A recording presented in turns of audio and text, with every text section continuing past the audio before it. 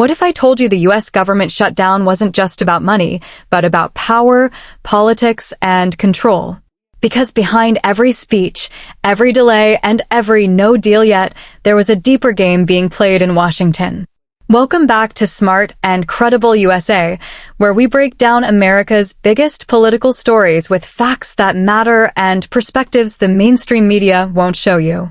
Stay with me till the end, and if you haven't already, hit that like button, subscribe, and share this video with someone who cares about the truth. Let's get started. The shutdown began when Congress failed to pass a funding bill before the deadline. Sounds simple, right? But underneath that deadline was a power struggle. Democrats and Republicans locked in a political standoff over how taxpayer money should be spent. Republicans pushed for tighter budgets, stronger border security, and spending cuts. Democrats fought to protect federal programs, healthcare funds, and worker pay. Neither side blinked. And when the clock hit midnight, the government officially shut down. Almost instantly, hundreds of thousands of federal workers were either furloughed or forced to work without pay. Airports faced long lines as TSA workers called in sick, national parks closed, and public services across the country started to crumble. But here's the truth. This shutdown wasn't just a budget disagreement. It was a battle for political dominance, and both sides wanted to win the headlines. While politicians argued on TV, everyday Americans paid the real price. Families who relied on government checks waited in fear. Small businesses that depended on federal contracts started to fall behind. Even federal law enforcement and military staff felt the squeeze.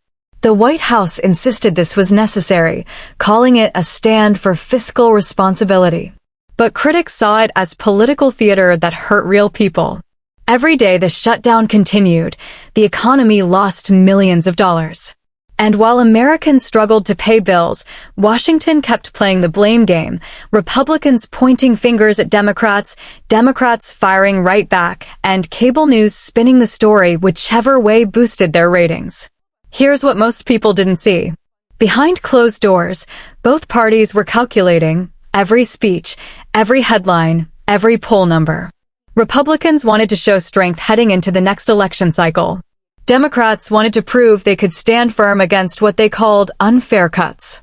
And while the public was told it was all about policy, it was really about power, who could hold out longer, and who would be blamed by the American people. Senators and representatives held late-night meetings, working on temporary deals just to keep the country's lights on. Some moderate voices tried to end the chaos, but political pride kept the standoff alive. After weeks of frustration, endless news coverage, and growing public anger, a temporary agreement was finally reached.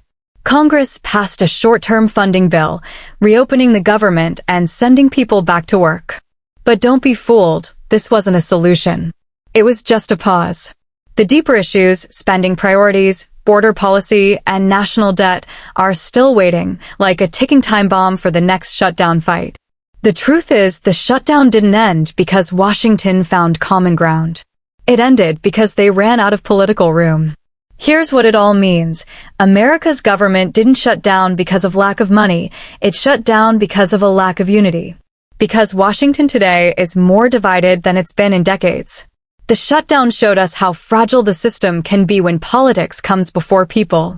And it proved something else, that in D.C., winning the message often matters more than fixing the problem. At Smart and Credible, we look beyond the noise, and the truth is simple. Until both sides start putting Americans ahead of headlines, shutdowns like this will keep happening. So now you know the full story of what really happened during the U.S. government shutdown, the money, the politics, and the consequences. If you learned something new today, hit that like button right now. It really helps the channel grow. Drop a comment with your thoughts. Do you think Washington will ever change? And of course, subscribe to Smart and Credible for more honest breakdowns on U.S. politics, news, and power. Because here, we don't just talk, we think smart and stay credible.